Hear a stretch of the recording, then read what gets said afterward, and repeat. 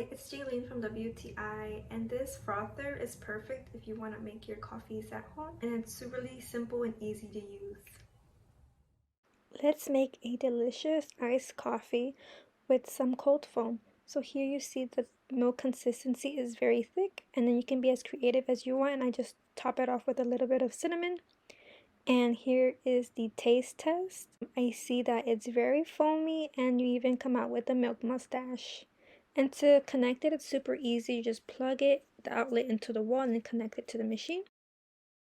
And you can put any kind of milk you want, regular milk or plant milk.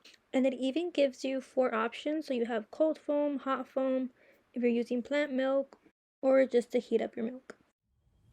So when you don't want to go outside and buy yourself a coffee, all you have to do is pour your milk into here, press the button, and you will have a fancy latte or iced latte within a couple of minutes. And that's my point of view.